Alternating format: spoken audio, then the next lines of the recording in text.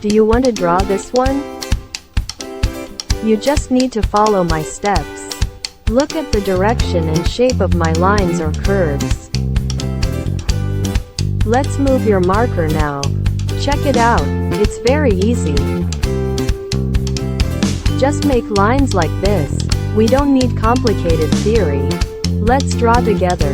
Don't be afraid of being wrong. Everyone has their own artistic soul.